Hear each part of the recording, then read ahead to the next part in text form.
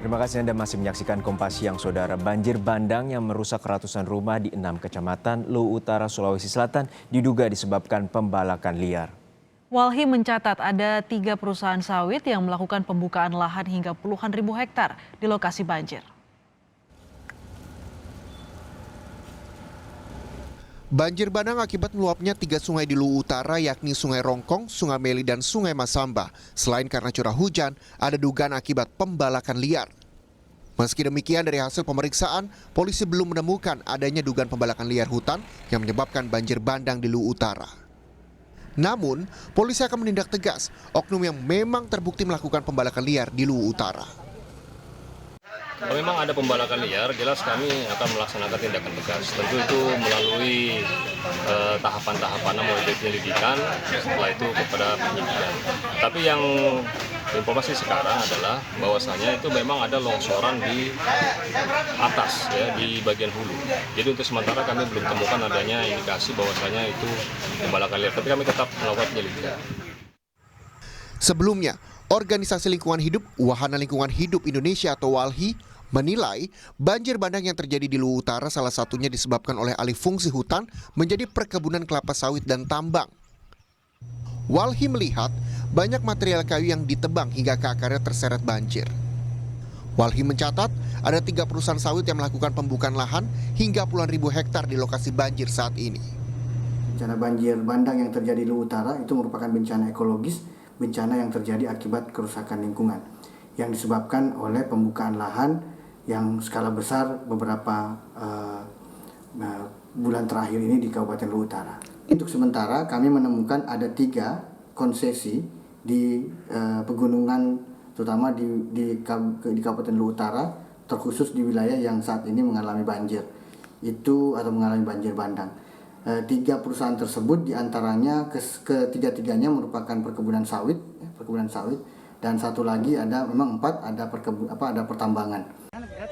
Diketahui, banjir bandang di Luwu Utara telah merusak lebih dari 4.000 rumah dan menewaskan puluhan orang. Tim Liputan, Kompas TV. Perkembangan penanganan bencana banjir bandang di Luwu Utara akan disampaikan jurnalis Kompas TV Eki Muzakir. Selamat siang Eki, ada dugaan banjir bandang ini disebabkan karena pembalakan liar. Hasil penyelidikan terkini, sudahkah ada bukti-bukti yang menguatkan dugaan itu?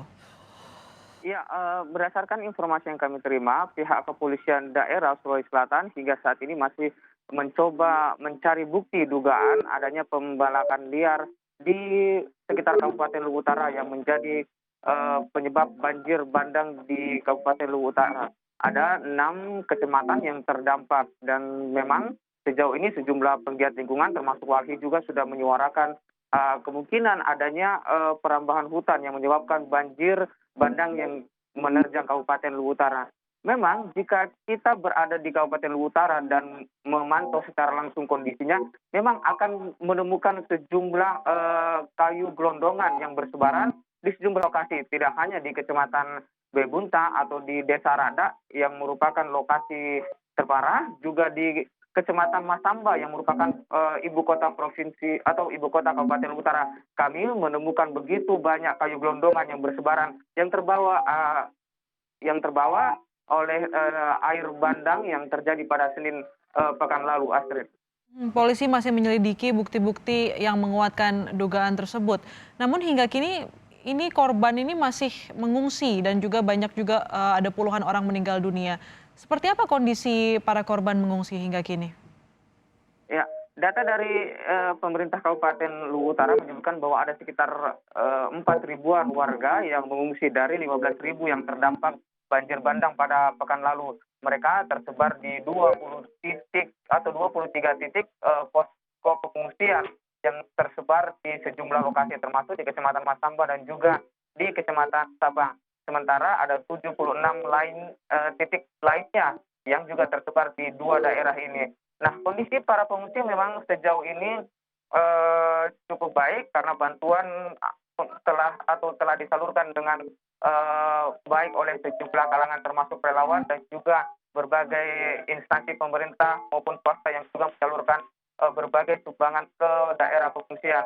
Namun memang masih ada catatan yang harus dikerjakan termasuk CK yang masih kami pantau buruk, fasilitas yang belum sepenuhnya baik sehingga mengancam kesehatan para pengungsi. Data yang kami terima dari pos kesehatan bukan ada ratusan pengungsi yang sudah mulai terserang berbagai penyakit termasuk ispa, gatal-gatal dan juga mah, Astrid. Fasilitas MCK yang masih menjadi catatan agar para pengungsi ini kebersihannya bisa lebih terjaga dan terhindar dari penyakit. Selain menangani pengungsian, tugas dari para petugas sekarang juga fokus dalam melakukan pembersihan. Wilayah mana saja, Eki, yang saat ini sedang fokus dibersihkan dan kendala apa saja yang ditemui? Ya, salah satu yang terus dilakukan pembersihan adalah Kota Masamba yang merupakan ibu kota Kabupaten Luwu Utara. Kami memantau sejak beberapa hari terakhir proses pembersihan juga terus dilakukan. Hari ini proses pembersihan masih dilakukan dan jalur Trans Sulawesi yang sempat terputus hingga saat ini sebenarnya belum bisa dilalui. Meski saat kami pantau pengerjaan atau pembersihan material lumpur dan pasir di jalur Trans Sulawesi di Kota Masamba ini sepenuhnya sudah diangkut. Namun karena masih adanya genangan air membuat lalu lintas atau kendaraan belum diizinkan untuk lewat. Sehingga kendaraan yang melalui jalur Trans Sulawesi dari Palopo maupun dari sebaliknya dari Masamba ini belum bisa melintas melalui jalur Trans Sulawesi. Apalagi beberapa titik longsor juga atau beberapa titik yang terdampak dari banjir bandang ini belum sepenuhnya dibuka aksesnya. Sehingga jalur alternatif adalah salah satu jalur meskipun jarak yang harus ditempuh hingga puluhan kilometer, Astrid. Membuka akses jalur Trans Sulawesi menjadi fokus pembersihan dari para petugas hari ini. Terima kasih, Eki Muzakir melaporkan langsung dari Luwu Utara, Sulawesi Selatan.